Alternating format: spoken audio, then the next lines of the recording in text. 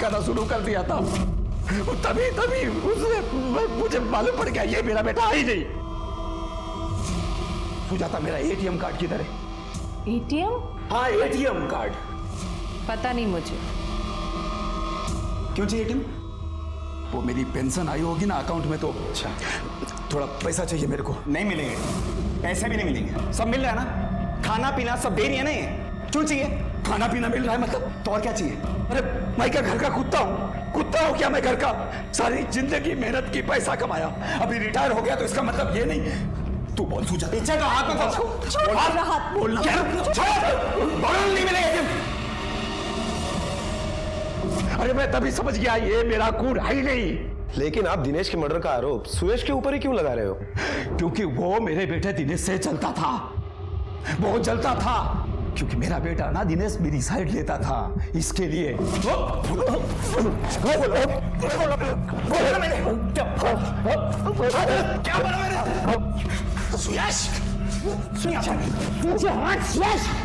भाई दिनेश, तुम पीछे जाओ यार। अब ठीक है? पापा को हाथ कैसे लगा? तूने शहदे रखी है ने, तेरी वजह से सर पे चढ़ के नाच रहे, पूरा घर हिला रखा उन्हें। बस सुरेश भाई सामने सट। बस सुरेश बस, हाथ नहीं लगाना पापा को। पापा ठीक कहते हैं, तू उनका खून हो ही नहीं सकता। तुम दोनों बाप बेटे ने एक तो मेरी जिंदगी खराब कर दी। तू देख, तुम दोनों की जान ले लूंगा मैं। साहब, मैं तो बोलता हूँ मेरे घर पे जाके आप उसको पकड़ो, उसको लाके फांसी पे लटकाओ। अरे बेटे दिनेश को मारा है उसने, मारो दिकरो दिनेश। ये नरेंद्र जी जब सुबह दिनेश की मिसिंग कंप्लेंट लिखवाने के लिए आए थे, तब उन्होंने बताया कि दिनेश का फोन नहीं मिल रहा था। 1:30 बजे के आसपास वो अपना फोन लेने के लिए निकला और उसका मर्डर हो गया। Right sir. और उनका कहना है कि घर के लैंडलाइन पर फोन आया था। जिस किसी ने फोन किया था उसने दिनेश से यह कहा कि तुम्हारा फोन मिल गया है, आकर लेकर जाओ। हाँ मोटा भाई, मैं आ रहा हूँ। आप मतलब ये मर्डर पूरी प्लानिंग से किया गया था। सर, नरेंद्र जी को अपने छोटे बेटे पर शक है, क्या करे? बुलाए उसे पूछताछ के लिए। हाँ, लेकिन उसके पहले नरेंद्र जी के घर के आसपास पूछताछ करो, पता करो वो जो कह रहे हैं वो ठीक है या नहीं। और उस लैंडलाइन का सीडीआर भी निकालो, पता करो वो फोन किसने किया था। Okay sir.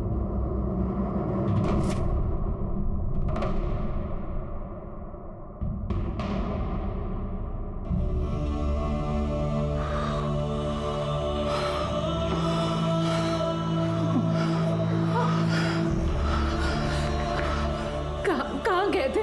क्या हुआ? हाँ? बोलिए कुछ।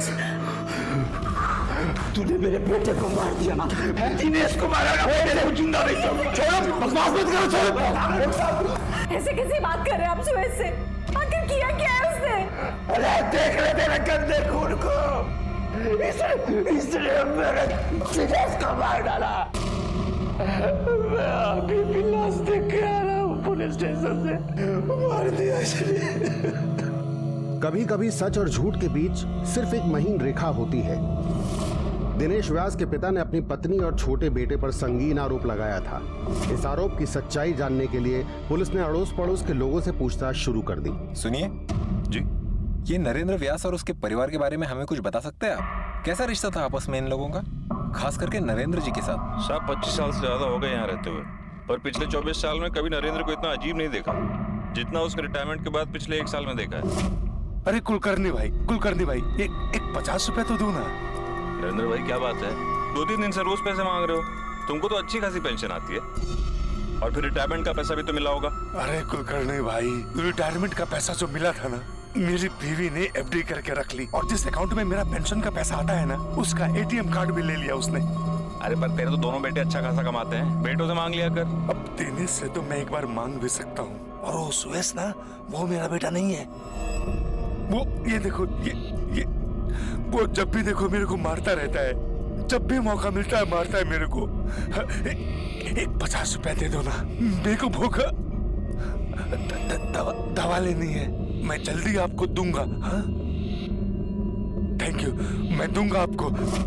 और मैंने उसे पैसे दे दिए, और उन 50 रुपए की उसने शराब लेके पी ली। ये सुयश और दिनेश, इन दोनों भाइयों के बीच में रिश्ता कैसा था? साहब सुरेश गर्म दिमाग का था और दिनेश बड़ा ही शांत, लेकिन करीब 2 महीने पहले दोनों भाइयों में बहुत झगड़ा हुआ था, नौबत मारपीट तक पहुंच गई थी। दिनेश खोया हुआ फोन लेने के लिए घर से गया था। आपको कुछ बताया था कहाँ जा रहा है या किसने उसे फोन करके बुलाया? नहीं, कुछ नहीं बताया। दिनेश के पास कोई दूसरा फोन था जिससे हमें ये पता लग सके कि वो किस तरफ गया है? वो जब जा रहा था तो मैंने उसे अपना फोन दे दिया था। दिनेश, मेरा फोन रख अपने साथ। हाँ, कोई बात होगी तो बताना। वो भी कल से बंद आ रहा है। कुठारे, इनका नंबर लेके उस नंबर की सीडीआर निकलवाओ और लास्ट लोकेशन पता करवाओ। देखिए, मैं समझ सकता हूँ कि आप अभी कुछ बताने की हालत में नहीं है, लेकिन नरेंद्र जी का कहना है कि सुयश उनका बेटा नहीं है। दोनों भाइयों में इस बात को लेकर झगड़ा हुआ और सुयश ने उसे मार दिया। सर बात यह है, मेरे पापा हो गए हैं पागल, इसलिए ऐसी बातें कर रहे हैं। मैं 11:15 बजे ऑफिस के लिए निकल गया था। मैं वहीं था पूरी रात, देर से निकला हूं मैं ऑफिस और संडे को? सर मेरा केबल टीवी का काम है मेरा। संडे को हम लोगों को ज्यादा काम रहता है सर, आप पूछ लो सर। अब इस उम्र में ऐसी बातें करने लगे हैं सर। मेरा तो घर से निकलना मुश्किल हो गया है। लोग अजीब अजीब नजर से देखते हैं। सर पहले ऐसा नहीं करते थे वो, अभी 1 साल से ऐसा करने लगे हैं। सर दारू पी पी के उनके लीवर में इन्फेक्शन हो गया। मैं इसलिए उन्हें पैसे नहीं देता, इसलिए उनका एटीएम छीन लिया मैंने। हाँ, लेकिन तुमने उन पे हाथ उठाया। अरे सर वो मान नहीं रहे थे, मुझे करना पड़ा ऐसा। मैं मानती हूँ सुयश का तरीका गलत है, पर दिनेश उन्हें प्यार से समझाता था, बस इसीलिए सुयश उनकी आंखों में खटकने लगा। लेकिन दोनों भाइयों में झगड़ा तो हुआ था ना? सर भाई भाई में झगड़ा कहाँ नहीं होता है सर, लेकिन मुझसे ज्यादा प्रॉब्लम उस वीना भाभी को थी। वीना भाभी मतलब दिनेश की वाइफ? सर उनकी सेकंड वाइफ। सर एक बार तो वीना भाभी के प्रेमी सतीश ने अपने लोगों से दिनेश भाई को बीच सड़क पर पिटवाया, मैंने देखा उन्हें। बहुत पेपर पे साइन लीजिए ना तो यही मार मार के देंगे। तुम अपने भाई को पिटते हुए देखते रहे, उसे बचाया नहीं? सर मैं डर गया था वहां पर। कल वीना घर पर भी आई थी दिनेश से मिलने। दिनेश, दिनेश,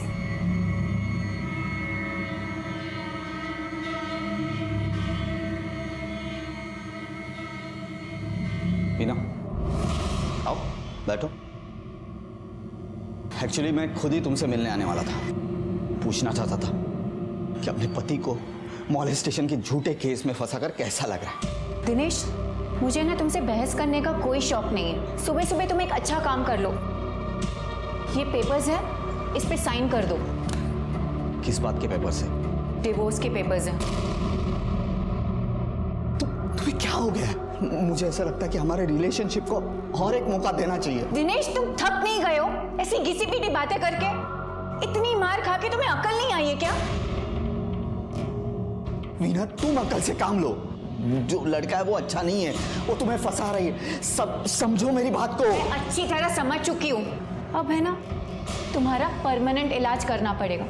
इस औरत ने बहुत गलत किया दिनेश के साथ सर, फिर भी वो उसके लिए अच्छी ही थी। एक बार झूठे आरोप में पुलिस चौकी के चक्कर भी लगवाए उसने, और कल ये धमकी देकर गई। अब वीना और सतीश का नंबर और एड्रेस लिखवा दीजिए। वैसे आपको पता है कि दिनेश का फोन कहां से गायब हुआ था?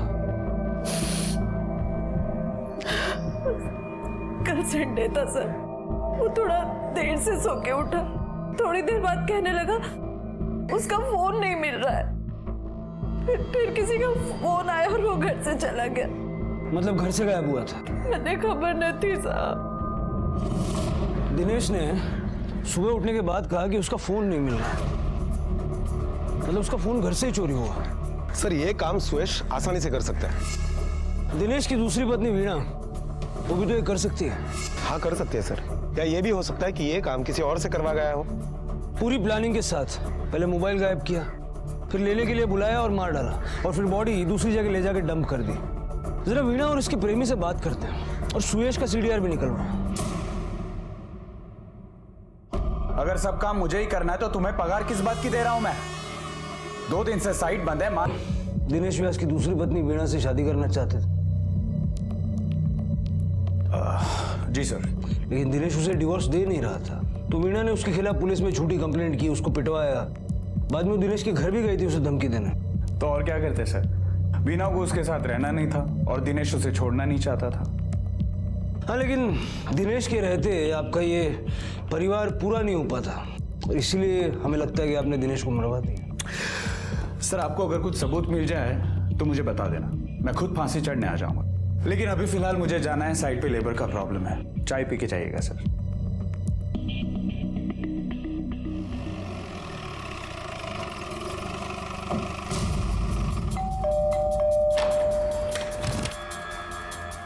वीणा व्यास जी, आपसे बात करनी है हमें। लेकिन आप प्लीज मुझे वीणा बुलाइए। सबका कहना है कि दिनेश अच्छा आदमी था। वैसे आपका और दिनेश का दोनों का पहली शादी से डिवोर्स हुआ था, बाद में आप दोनों मिले, आपने शादी की, फिर ऐसा क्या हुआ कि आपने दिनेश को भी छोड़ दिया? सर, दिनेश से दूसरी शादी करने के बाद मुझे ऐसा लगा था कि मेरी लाइफ फाइनली ट्रैक पे आ जाएगी, लेकिन वहां जाने के बाद पता चला कि उनकी लाइफ सही ट्रैक पे नहीं थी। यही पीना चाहता था तू? यही पी के मरना था? काम करते हैं, मैं मारता हूँ। मारना चाहता है ना? हाँ। अरे मारना, अरे गंदा खून ये कर भी क्या सकता है? ये सर, उस घर में एक पल भी सुकून से नहीं रह सकती थी मैं, इसलिए मैंने सोचा कि मैं जॉब कर लेती हूँ ताकि थोड़ा टाइम मैं बाहर रह सकूंगी। मुझे सतीश की कंस्ट्रक्शन कंपनी में जॉब मिल गया। धीरे धीरे मुझे सतीश अच्छा लगने लगा। उसकी छोटी सी फैमिली थी और 5 महीने पहले ही सतीश के कहने पर मैंने दिनेश का घर छोड़ दिया। लेकिन दिनेश ने आपको नहीं छोड़ा और इसीलिए आपने उस पर बदतमीजी का झूठा आरोप लगाया, उसको पुलिस से पिटवाया और बाद में शिकायत वापस ले ली। सर, मैं और क्या करती? वो मुझे डिवोर्स देने के लिए तैयार ही नहीं था, इसलिए सतीश के कहने पर मैंने ये सब किया। और सतीश के कहने पे आप दिनेश के घर गई, उसका मोबाइल गायब किया, उसे मरवा दिया। फोन गायब किया? नहीं सर, मैंने ऐसा कुछ भी नहीं किया।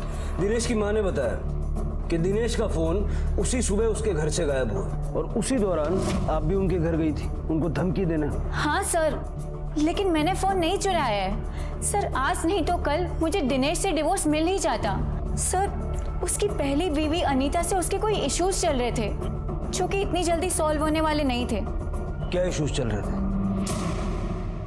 सतीश और वीणा दोनों के सीडीआर निकालो और बैंक स्टेटमेंट भी। अगर सुपारी का एंगल है तो पैसों का लेन देन हुआ होगा। Okay sir.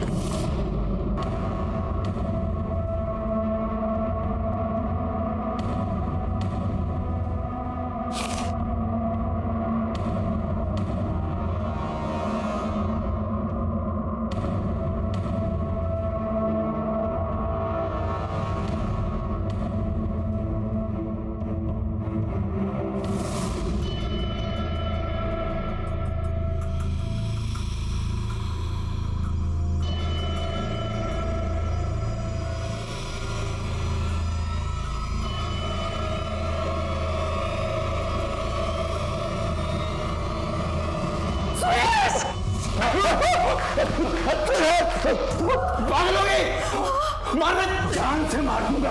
तूने मेरे बेटे दिनेश की जान ली है ना, छोड़ूंगा नहीं, मार डालूंगा। मैं बता रहा हूं, मुझसे मेरा कोई नहीं होगा। तू अंदर जा, तू अंदर जा, जा तू अंदर। हाथ जोड़ती हूँ मैं आपके, ऐसी गलतफहमी मत पालो, इसने कुछ नहीं किया है। अरे गंदा खून है ये, कुछ भी कर सकता है। मैं कसम खा के कहती हूँ कि सुरेश भी आप ही का बेटा है। मैं मेरे बेटे की कसम खा के कहती हूँ। ऐसे ही तूने कसम खा के दिनेश की जान ले ली। दिनेश मेरा चला गया, मर गया। इसकी झूठी कसम खा। अच्छा है, तू इसकी झूठी कसम खा। ये मर जाएगा, ये चला जाएगा। अरे तू उसकी कसम खा, मरने दे, इसको मरने दे। सुरेश भी आप ही का बेटा है।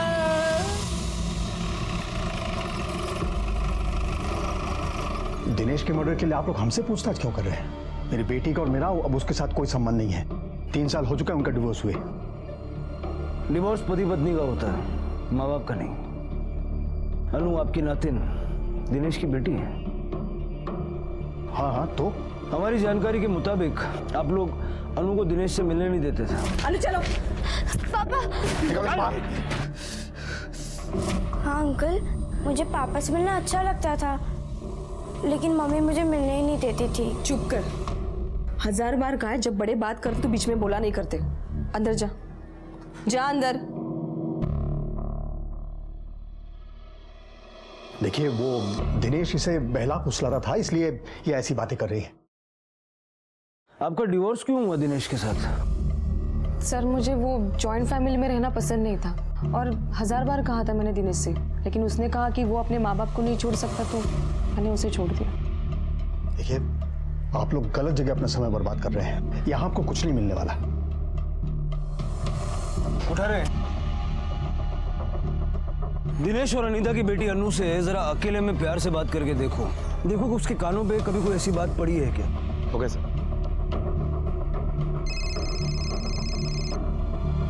हेलो। हाँ ठीक है, हम लोग पहुंच रहे हैं।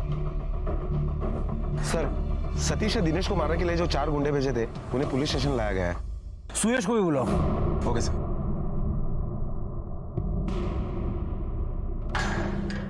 सुयश, ध्यान से देखें इन चारों को। यही थे ना जिन्होंने दिनेश के साथ मारपीट की थी? बाइक चलाने वाले 2 लोगों ने तो हेलमेट पहना हुआ था, तो इसलिए मैं पहचान नहीं सकता। लेकिन सर, ये लोग थे, इन दोनों ने दिनेश भाई को मारा था। जा, लेके जाओ।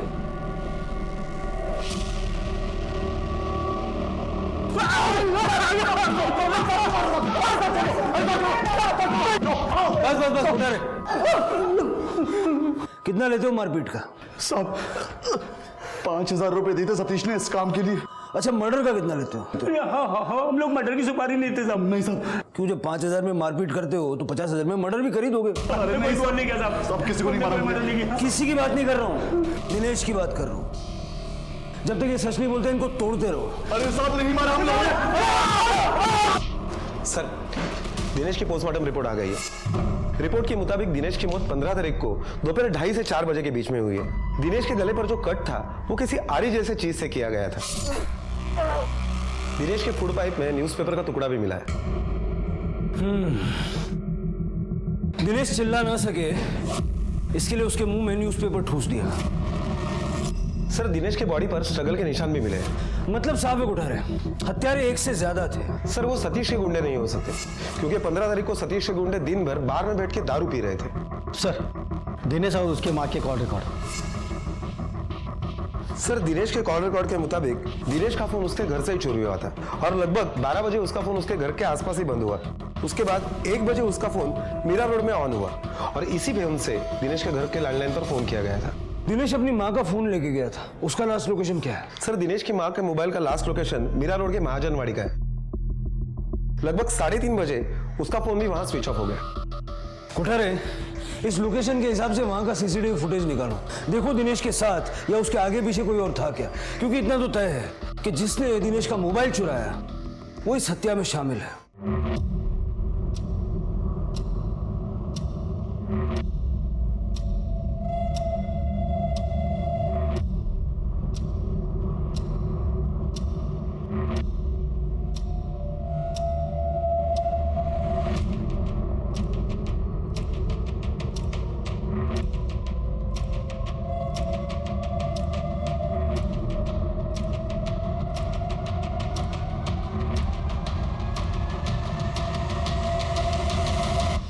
दिनेश की मौत जितनी रहस्यमय थी, उसकी जिंदगी भी उतनी ही उलझी हुई थी और उसके कातिल तक पहुंचने के लिए उसकी जिंदगी को समझना बेहद जरूरी था।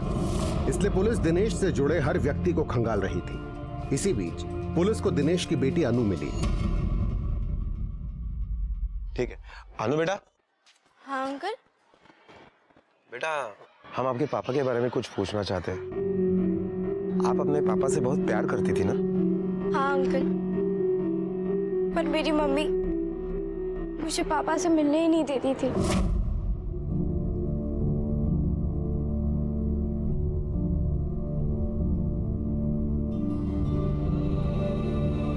बाय, स्कूल आ। हेलो बेटा। पापा?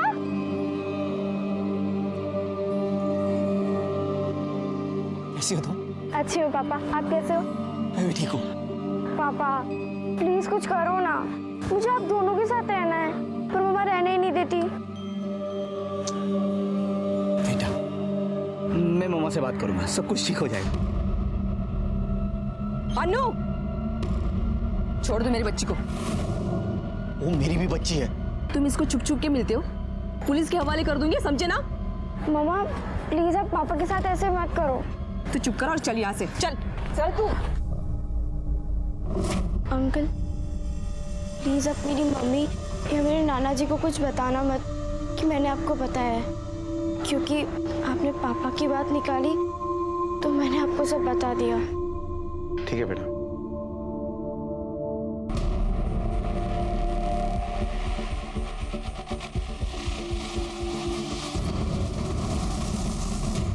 भाई साहब जी, ये सीसीटीवी काम करता है? हाँ साहब, काम करता है। सर, हमने अनीता के घर के आसपास के लोगों से पूछताछ की तो पता चला है कि 6 दिन पहले ही अनीता के ड्राइवर और नौकर ने दिनेश के साथ मारपीट की थी। लेकिन अनीता और उसके फादर ने ये बात हमसे छुपाई। मुझे दोनों पहले से ही खटक रहे थे, लेकिन उनका मोटिव साफ समझ में नहीं आ रहा था। सर, मैंने अनीता की बेटी अनु से भी बात की। वो तो अपने डैडी के पास जाने की बात कर रही है। उसने यहाँ तक धमकी दी है कि जब वो बड़ी हो जाएगी तो दिनेश के पास चली जाएगी। अगर बच्ची इस तरह की बात कर रही थी तो मतलब साफ है कि अनीता और उसके पिताजी दोनों डर गए होंगे कि दिनेश किसी दिन उनसे बच्ची को छीन लेगा। सर, ये तो स्ट्रॉन्ग मोटिव बनता है। बिल्कुल। वैसे दिनेश की माँ का फोन जहाँ बंद हुआ था वहाँ की सीसीटीवी फुटेज का क्या हुआ? सर, शिंदे लेकर आ रहा है। सर, बस्ती का सीसीटीवी फुटेज 2 बजे के आसपास का फुटेज चलाओ।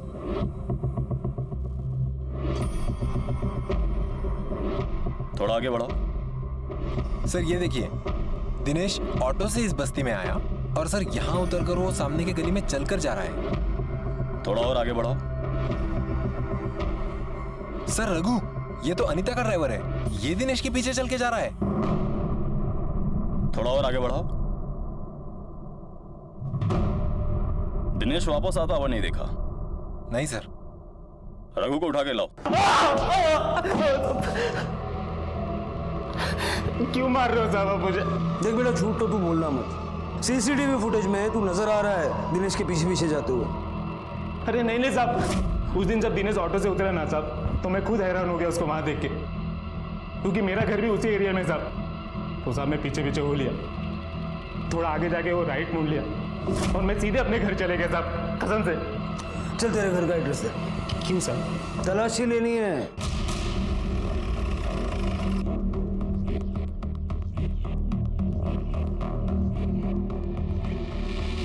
शिंदे सर, घर की अच्छी तरह से तलाशी लो। देखो कुछ सस्पिशियस मिलता है क्या, कोई ब्लड मार्क, ऐसा कुछ भी।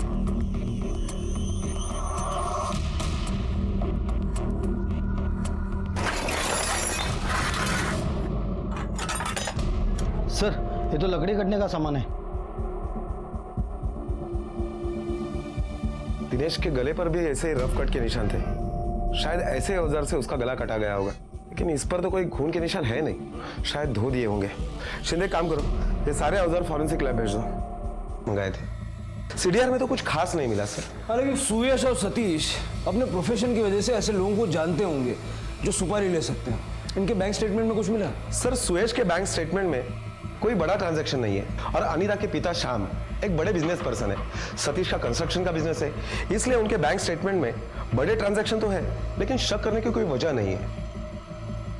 लेकिन रघु के सीडीआर रिपोर्ट में एक बात सामने आई है। रघु के मोबाइल का लोकेशन 15 तारीख को 10:20 पर दिनेश के घर के आसपास का था।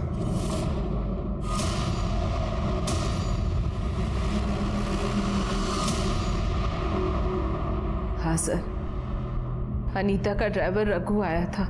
जब रघु आया था आप यहीं थी? मैंने ही दरवाजा खोला। दिनेश साहब है। उसके हाथ में नोटिस थी, कोई नोटिस लेकर आया था अपने साथ।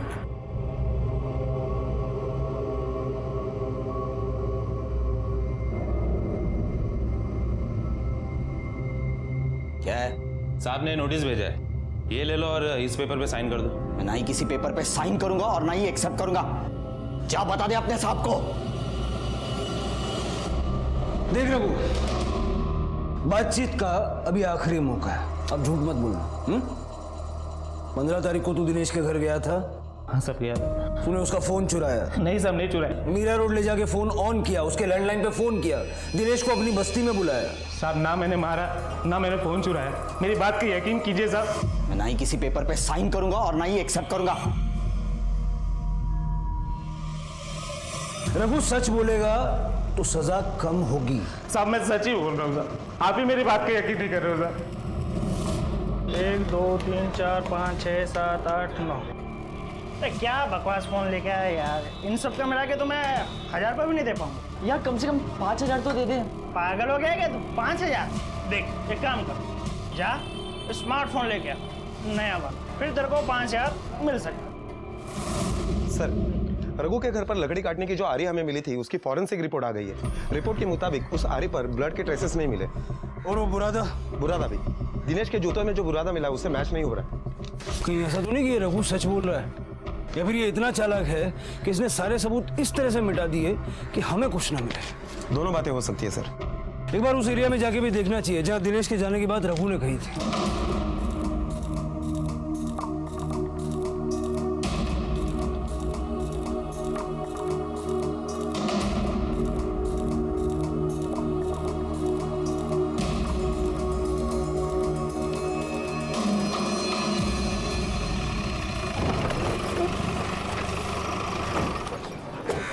कुठारे, दिनेश का जहाँ मर्डर हुआ था वो कारपेंटर का काम होता है।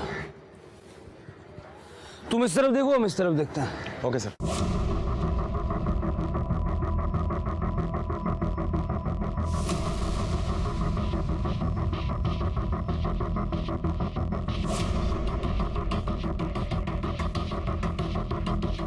सर, अंदर तो लगभग 40-45 कारपेंटर की दुकानें हैं। सिर्फ शक की बिना पर किसी दुकान की तलाशी लेना मुश्किल है।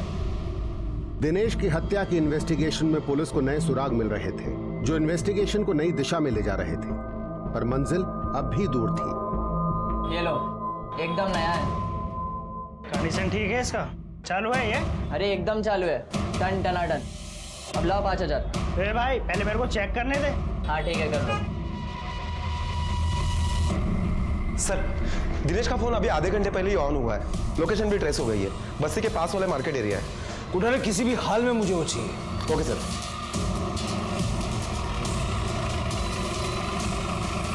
कोई भी आएगा और फोन बेचना चाहेगा और तुम बिना बिल देखे वो फोन खरीद लोगे। चोरी का फोन खरीदने का धंधा है क्या तुम्हारा? सॉरी सर, वो बेटा, तुम्हारे ऊपर तो मैं अच्छे एक्शन लूंगा। ये फोन सिर्फ चोरी से नहीं, एक मर्डर केस से जुड़ा हुआ है। जो लड़का ये फोन बेच के गया, जानते हो उसे?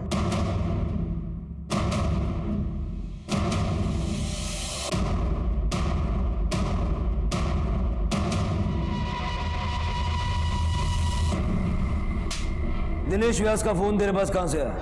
वो साहब, मैंने फोन चुराया था। चुराया था? जिसका फोन है उसका मर्डर हो गया, जानता है क्या? जानता है क्या? कहां से चुराया? साहब वो घर से ही चुराया था, बाप के ड्रॉयर में रखा हुआ था।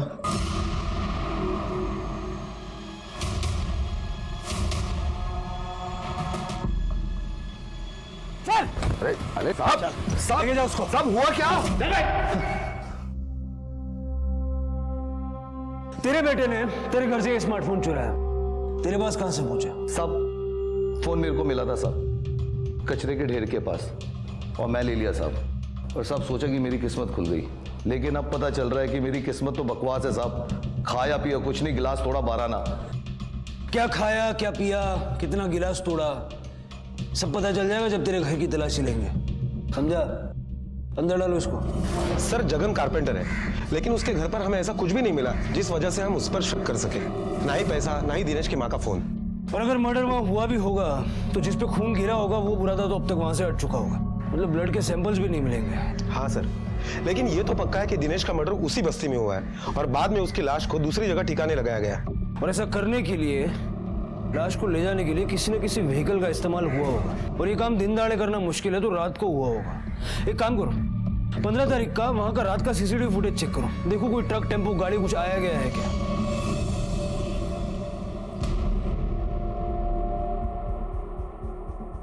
सर ये देखिए, रात को ठीक 1:13 पर ये टेम्पो बस्ती की तरफ आ रहा है और फिर यहाँ कोने में जाकर रुक गया। ये गली से जगन बाहर आया, टेम्पो लेके अंदर गया। ठीक 25 मिनट बाद टेम्पो बस्ती के बाहर जा रहा है। थोड़ा रिवाइंड करो, चलो पॉज। टेम्पो का नंबर दिख रहा है, पता करो किसका है।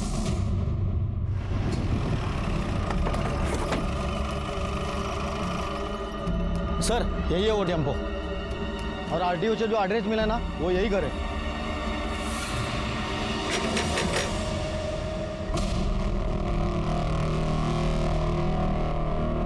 ये तेरा टेम्पो है? हाँ साहब, क्या हुआ? तेरे टेम्पो को फॉरेंसिक लैब भेजना है और तुझसे सच बुलवाना है। चल साहब, चल। बहुत मेहनत कर रहा है तू आजकल, रात रात भर टेम्पो चलाता है। अब साहब यहाँ पैसे कमाने ही तो आए हैं। तेरे टेम्पो से ब्लड के सैंपल मिले हैं, मैच करने के लिए भेजे हैं। दिनेश व्यास के साथ पक्का मैच कर जाएंगे। तब बोल। साहब गलती होगी साहब। साहब जगन को किसी ने सुपारी दिया था साहब, दिनेश की। हाँ भाई जगन, वो फोन मुझे कचरे के ढेर से मिला था, है ना? सब ये बात आप दोबारा क्यों पूछ रहे हैं? क्योंकि तेरा पार्टनर महेश हमारी हिरासत में है और उसने सब कुछ बक दिया। क्या साहब? हेलो भाई साहब, आपका फोन खो गया ना? हाँ हाँ, वो मेरा फोन है। हाँ हाँ जी, मेरे पास है, आप कभी भी आके ले सकते हैं।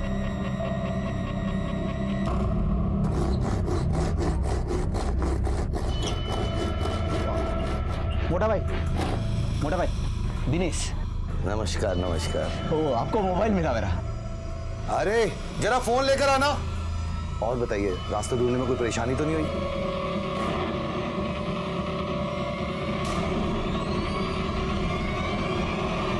दिनेश का फोन तेरे पास कैसे है और दिनेश की सुपारी किसने दी?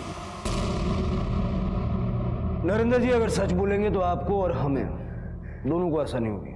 मैं सुयश से नफरत करता हूँ, उसको मरवाना चाहता हूँ, मैं उसको मरवाना चाहता था। मैं अगर एक काम बोलूं तो करोगे क्या? पैसा ज्यादा मिलेगा। क्या काम? किसी को मारने का है। जगन मेरी बात मान गया। मैंने उसको 50,000 रुपए एडवांस दिए, पर उस दिन काम नहीं हुआ। वो बोला मेरे को पूरे पैसे चाहिए। पैसे कहां से? मैंने अपने गांव का घर बेच दिया और उसको सारा पैसा दिया, और मैंने उसको बोला कि मैं सुयश का फोन चोरी करके तेरे को दूंगा, तो फोन लेने के बहाने उसको बुलाना और उसको मार देना। पर मेरे से गलती हो गई।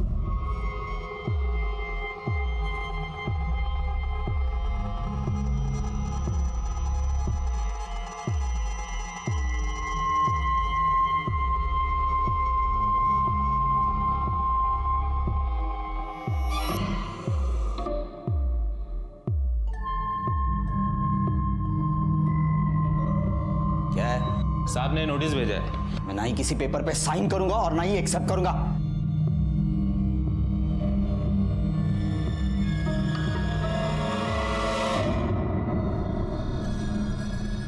मैंने तो ये सोच के फोन चोरी किया था कि वो सुयश का फोन है, दिनेश का फोन है, मेरे को मालूम नहीं था। उसके बाद जब मैं घर आया ना साहब, तो मैंने देखा सुयश का फोन तो सुयश के हाथ में ही है, और मेरी बीवी उसने बताया कि दिनेश का खोया हुआ फोन मिल गया है, वो लेने के लिए गया है। मैं बहुत घबराया साहब। मैंने जगन को बहुत बार फोन किया, लेकिन उसका फोन बंद आ रहा था। उसका फोन बंद आ रहा था। मेरी एक गलती की वजह से मेरा बेटा मारा गया साहब। एक बात बताऊं साहब आपको, मेरे पास अभी भी बहुत पैसा है। इस बार मैं उस सुयश की सुपारी दूंगा, इस बार वही मरेगा। नरेंद्र व्यास के कबूलनामे के बाद उनके खिलाफ हत्या का केस चलाया गया। नरेंद्र को मेंटली अनस्टेबल पाया गया। शराब पीने को लेकर सुयश की सख्ती ने उसके शक को और भी गहरा कर दिया था, जिसकी वजह से वो सुयश की